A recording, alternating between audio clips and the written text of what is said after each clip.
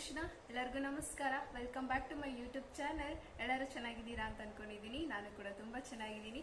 ಇವತ್ತು ಅಧ್ಯಾಯ 2ರ 47ನೇ ಶ್ಲೋಕ. ಏನಿದೆ ಮೆಸೇಜು, ಭಗವಂತ ನಮಗೋಸ್ಕರ ಏನ್ ಹೇಳ್ತಾ ಇದ್ದಾರೆ ಅಂತ ನೋಡೋಣ. ಸೊ ಆಲ್ಮೋಸ್ಟ್ ಈ ಒಂದು ಶ್ಲೋಕ ಸ್ವಲ್ಪ ಜನಕ್ಕೆ ಗೊತ್ತಿರ್ಬೋದು ಅನ್ಕೊಂತೀನಿ. ಚೆನ್ನಾಗಿದೆ ಶ್ಲೋಕ ಇದು. ಸೊ ಏನ್ ಹೇಳ್ತಾ ಇದ್ದಾರೆ ಅಂತ ನೋಡೋಣ. ಅದಕ್ಕೂ ಮುಂಚೆ ಹರಿಕೃಷ್ಣ ಮಹಾಮಂತ್ರನ ಕನಿಷ್ಠ ಪಕ್ಷ 108 ಬಾರಿ ಅದು ಜಪಿಸಿ, ಅದು ಪಂಚತಂತ್ವನ ಹೇಳಿ ಆಮೇಲೆ ಹರಿಕೃಷ್ಣ ಮಹಾಮಂತ್ರನ ಜಪಿಸಿ ಅಂತ ಕೇಳ್ಕೊಂತೀನಿ ನಾನು. ಓಕೆ, ಶ್ಲೋಕ 47, ಅಧ್ಯಾಯ 2. ಕರ್ಮಣ್ಯೇವಾಧಿಕಾರಸ್ತೆ ಮಾ ಫಲೇಷು ಕದಾಚನ ಮಾ ಕರ್ಮ ಫಲ ಹೇತು ಭೂರ್ಮಾತೆ ಸಂಗೋಸ್ತ್ವ ಕರ್ಮಣಿ. ಕೇಳಿದ್ದೀರಾ ಅನ್ಕೊಂತೀನಿ, ಗೊತ್ತಿರುತ್ತೆ, ಸ್ವಲ್ಪ ತುಂಬಾ ಜನಕ್ಕೆ ಗೊತ್ತಿರುತ್ತೆ.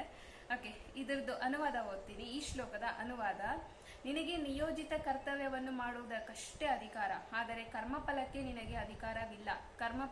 ಫಲಕ್ಕೆ ನೀನು ಕಾರಣ ಎಂದು ಭಾವಿಸಲೇಬೇಡ. ಕರ್ಮವನ್ನು ಬಿಡಬೇಕೆಂದು ನಿನಗೆ ಮನಸ್ಸಾಗದಿರಲಿ. ಭಗವಂತ ತುಂಬಾ ಚೆನ್ನಾಗಿ ಹೇಳ್ತಾ ಇದ್ದಾರೆ. ಏನ್ ಹೇಳ್ತಾ ಇದ್ದಾರೆ, ನಿನಗೆ ನಿನ್ನ ಕರ್ತವ್ಯ ಏನಿದೆಯೋ ಅದನ್ನ ಮಾತ್ರ ಮಾಡೋದಕ್ಕಷ್ಟೇ ನಿನಗೆ ಅಧಿಕಾರ ಇರೋದು. ಅದ್ರ ಕರ್ಮ ಫಲ, ಇವಾಗ ಆ ಕೆಲಸ ಮಾಡೋದ್ರಿಂದ ನಿನಗೆ ಫಲ ಏನಿರುತ್ತೆ, ಕರ್ಮ ಬರುತ್ತಾ ಪುಣ್ಯ ಬರುತ್ತಾ, ಅದನ್ನ ಲೆಕ್ಕಾಚಾರ ಹಾಕುವಂತ ಅಧಿಕಾರ ನಿನಗಿಲ್ಲ. ಕರ್ಮ ಫಲಕ್ಕೆ ನೀನು ಕಾರಣನೇ ಎಂದು ಭಾವಿಸ್ಬೇಡ.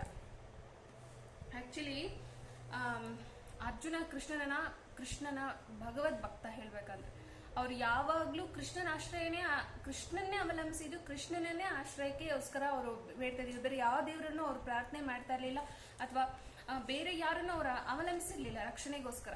ಸಾಕ್ಷಾತ್ ಭಗವಂತ ಅವ್ರಿಗೆ ಗೊತ್ತಿತ್ತು, ಕುಂತಿ ತಾಯಿಗೂ ಕೂಡ ಗೊತ್ತಿತ್ತು ಕೃಷ್ಣ ಒಂದು ಸಾಕ್ಷಾತ್ ನಾರಾಯಣ, ದೇವೋತ್ತಮ ಪರಮ ಪುರುಷ ಅಂತ ಅವರು ನಂಬಿದ್ರು. ಕೃಷ್ಣಸ್ತು ಭಗವಾನ್ ಸ್ವಯಂ, ಅದು ಅವ್ರಿಗೆ ಚೆನ್ನಾಗಿ ಗೊತ್ತಿತ್ತು. ಪಂಚ ಪಾಂಡವರಿಗೂ, ಕುಂತಿ ದೇವಿಗೂ ಅಷ್ಟೇ, ಕೃಷ್ಣ ಸಾಕ್ಷಾತ್ ಭಗವಂತ ಶ್ರೀಮನ್ ನಾರಾಯಣ ಅನ್ನೋ ವಿಷಯ ಅವ್ರಿಗೆ ಗೊತ್ತಿತ್ತು. ಅವರು ಕೃಷ್ಣನ ಮಾತ್ರ ಅವಲಂಬಿಸಿದ್ರು. ಏನೊಂದಕ್ಕೂ ಅಷ್ಟೇ ಅವ್ರ ರಕ್ಷಣೆಗಾಗ್ಲಿ ಏನೊಂದಕ್ಕೂ ಅಷ್ಟೇ ಅವರು ಕೃಷ್ಣನ ಬಿಟ್ಟು ಬೇರೆ ಹೆಸರೇ ಬರ್ತಾ ಇರ್ಲಿಲ್ಲ ಅವ್ರಿಗೆ. ಅಷ್ಟು ಮಟ್ಟಿಗೆ ಅವರು ಕೃಷ್ಣನ ಮೇಲೆ ಅವಲಂಬಿತರಾಗಿದ್ರು. ಇದು ಕೃಷ್ಣ ಪ್ರಜ್ಞೆಯಲ್ಲಿ ಇರೋರ್ಗೆನೆ ಬೇಗ ಅಪ್ಲೈ ಆಗುತ್ತೆ. ಕೃಷ್ಣ ಪ್ರಜ್ಞೆಯಲ್ಲಿ ಇದ್ರೆ ಪ್ರತಿಯೊಂದು ಕೆಲಸನೂ ಅಷ್ಟೇ, ಅದೆಲ್ಲಾನು ಭಗವಂತನ ಕಾರ್ಯಕ್ಕೋಸ್ಕರ ನಾವು ಅರ್ಪಿಸಿ ಮಾಡೋದ್ರಿಂದ, ಭಗವಂತನಿಗೋಸ್ಕರ ಮಾಡೋದ್ರಿಂದ ನಮ್ಗೆ ಯಾವುದೇ ಕರ್ಮಫಲ ಬರಲ್ಲ. ಯಾವುದೇ ಕರ್ಮಫಲ ಇಲ್ಲ. ನಾವು ಸ್ವಯೋಜಿತವಾಗಿ ದಾನ ಮಾಡ್ತೀವಿ, ಅಥವಾ ಏನೋ ಒಳ್ಳೆ ಕೆಲಸ ಮಾಡ್ತಾರೆ, ಅದೆಲ್ಲ ಕರ್ಮಕಾಂಡದಲ್ಲಿ ಬರುತ್ತೆ. ಬಟ್ ಅದೇ ಭಗವತ್ ಪ್ರಜ್ಞೆಯಲ್ಲಿ ಮಾಡೋದು ಎಲ್ಲದಕ್ಕೂ ಭಗವಂತ ಹೊಣೆ ಆಗಿರ್ತಾನೆ. ಇಲ್ಲಿ ಭಗವಂತ ಅದನ್ನೇ ಹೇಳ್ತಾ ಇರೋದು, ನೀನು ಮಾಡು, ನಿನಗೆ ನಿಯೋಜಿತ ಕರ್ಮವನ್ನಷ್ಟೇ, ಕರ್ತವ್ಯವನ್ನಷ್ಟೇ ಮಾಡುವುದಕ್ಕಷ್ಟೇ ಅಧಿಕಾರ. ಕರ್ಮಫಲಕ್ಕೆ ನಿನಗೆ ಅಧಿಕಾರವಿಲ್ಲ. ಕರ್ಮಫಲಕ್ಕೆ ನೀನು ಕಾರಣ ಎಂದು ಭಾವಿಸಲೇಬೇಡ. ಕರ್ಮವನ್ನು ಬಿಡಬೇಕೆಂದು ನಿನಗೆ ಮನಸ್ಸಾಗದಿರಲಿ. ಯಾರು ಕರ್ಮನ ಮಾಡಿದ್ರೆ 1 ಸೆಕೆಂಡ್ ಕೂರಕ್ಕಾಗಲ್ಲ. ನಾವು ಕೂತ್ಕೊಂಡ್ರು ನಮ್ಮ ಮನಸ್ಸು ಸುಮ್ಮನೆ ಕುತ್ಕೊಳ್ಳೋಕ್ ಬಿಡೋದೂ ಇಲ್ಲ.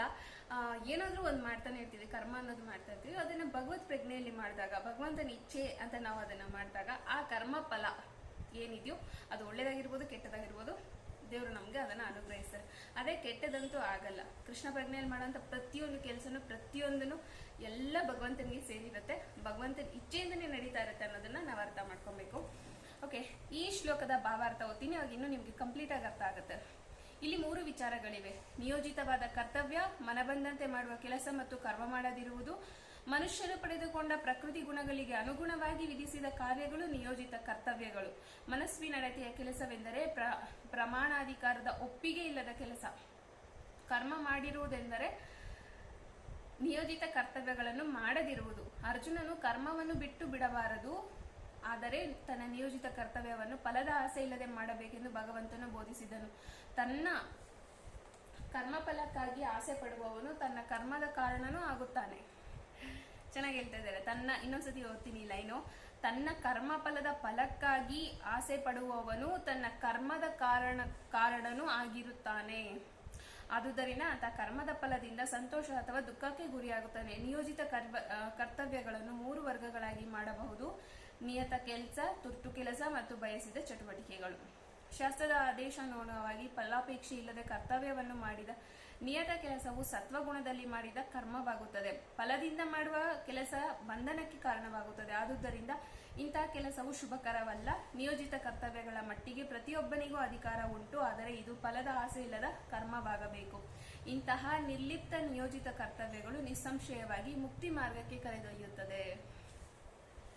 ಓಕೆ, ನಿಮ್ಗೆಲ್ಲ ಇಷ್ಟ ಆಗಿದೆ ಅಂತ ಅನ್ಕೊಂಡಿದ್ದೀನಿ. ಓಕೆ, ಮತ್ತೆ ಮುಂದಿನ ವಿಡಿಯೋದಲ್ಲಿ ಸಿಗ್ತೀನಿ. ಅಲ್ಲಿವರೆಗೂ ನಮಸ್ಕಾರ, ಹರೇ ಕೃಷ್ಣ. ಎಲ್ಲರಿಗೂ ಒಳ್ಳೇದಾಗ್ಲಿ. ಆದಷ್ಟು ಭಗವತ್ ವಾಣಿನ ಕೇಳೋದಿಕ್ಕೆ ಹೆಚ್ಚು ಜನ ಸಬ್ಸ್ಕ್ರೈಬ್ ಆಗಿ ನನ್ನ ಚಾನಲ್ನ ಸಬ್ಸ್ಕ್ರೈಬ್ ಮಾಡ್ಕೊಳ್ಳಿ, ಮತ್ತೆ ಬೆಲ್ ಐಕನ್ನ ಕೂಡ ಕ್ಲಿಕ್ ಮಾಡ್ಕೊಳ್ಳಿ ಅಂತ ಹೇಳ್ತೀನಿ. ಮತ್ತೆ ಸಿಗ್ತೀನಿ. ಅಲ್ಲಿವರೆಗೂ ಬಾಯ್ ಬಾಯ್.